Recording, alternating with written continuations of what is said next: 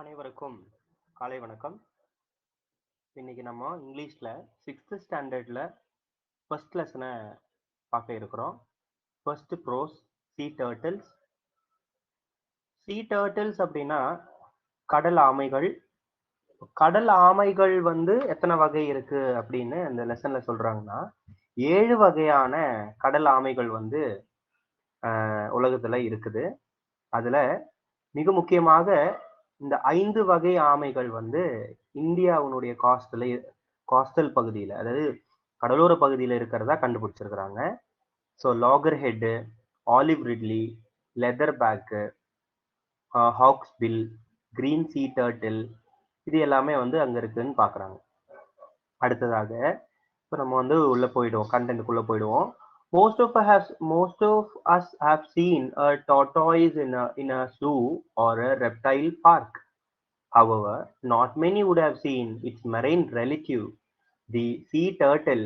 This is not surprising since these reptiles spend almost their entire life in the sea. நல்லா பாருங்க, these reptiles spend their entire life in the sea அப்படின்னு கொடுத்துருக்காங்க இல்லையா? இது ஒரு ஸ்டேட்மெண்ட்டா வரும். கடல் ஆமைகள் அதனுடைய முழு லைஃபையும் எங்க செலவிடுறதா சொல்லியிருக்கிறாங்க? அவங்களோட லைஃப் முழுவதுமான லைஃப்பை கடல்லையே செலவிடுறதாக இந்த புத்தகத்துல சொல்லியிருக்கிறாங்க. சரி, இப்போ ஃபர்ஸ்ட் பேராகிராஃப்ல என்ன சொல்லியிருக்கிறாங்க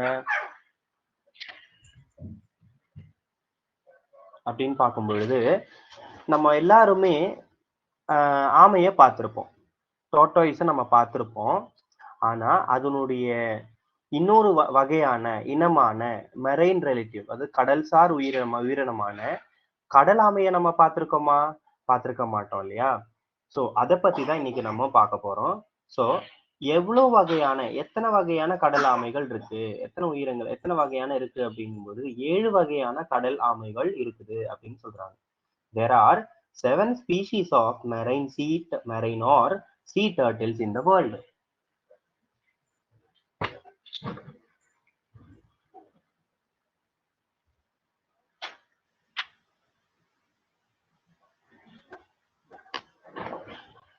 Of them, 5 are found in India's coastal waters. அப்போ அதுல அந்த 7 வகையில 5 வகை எங்க காணப்படுதுன்னு சொல்றாங்க? 7 வகையில 5 வகை இந்தியாவுடைய தீரப்பகுதியில, இந்தியாவுடைய கடலோர பகுதியில காணப்படுதுன்னு சொல்றாங்க. அந்த 5 தான் நம்ம அந்த இமேஜ்ல நம்ம பார்த்த அந்த ஆமைகள். அந்த 5லயுமே முக்கியமாக எதை பத்தி நம்மளுடைய லெசன் எதை பத்தி அப்படின்னா முழுக்க ஆலிவ் ரிட்லிங்கக்கூடிய ஒரு கடல் ஆமை வகையை தான் இன்னைக்கு நம்ம பார்க்க போறோம். அதுல compared to the most tortoise, sea turtles are huge. அதாவது இதை கம்பேர் பண்ணும் பொழுது, ஆமைகளை கம்பேர் செய்யும் பொழுது கடல் ஆமைகள் எப்படி இருக்குமா, ரொம்ப பெருசாக இருக்கும், பெரிதாக இருக்கும். இது ஒரு ஸ்டேட்மெண்ட் கொடுத்துருவாங்க. Sea turtles are huge, true or false அது மாதிரி கொடுப்பாங்க. இல்ல ஸ்டேட்மெண்ட்ல ஒரு 4 ஸ்டேட்மெண்ட் கொடுத்து எது கரெக்ட் அப்படிங்கிற மாதிரி கொடுக்கறதுக்கு வாய்ப்புகள் இருக்கு. Even the smallest species, the olive ridley, weighs up to 35 kg when fully grown. அப்போ சிறு ஆமை கூட, ஆலிவ் ரிட்லியில சிறு வகை ஆமை கூட எத்தனை வெயிட் இருக்குன்னு சொல்றாங்க? கிட்டத்தட்ட 35 கிலோ வெயிட் இருக்குன்னு சொல்றாங்க.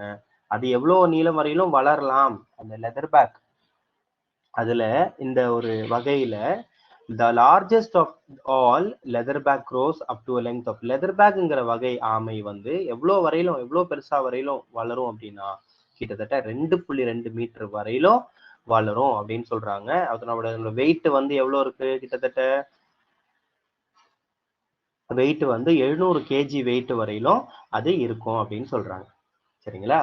அடுத்து பாருங்க, sea turtles live their life entirely in the oceans. கிட்டத்தட்ட அதனுடைய கடல் வாழ்நாள் முழுவதும் அதனோட லைஃப் எங்க கழிக்கும்? கடல்லையே அதனோட லைஃப் கழிக்கும்னு சொல்றாங்க. But they still have a connection with land. ஆனாலும் அது ஏதோ ஒரு வகையான ஒரு கனெக்ஷன், ஒரு என்ன சொல்றது, தொடர்பு எது கூட வச்சுக்குது? நிலத்துல அதனுடைய தொடர்பு வச்சுக்குது.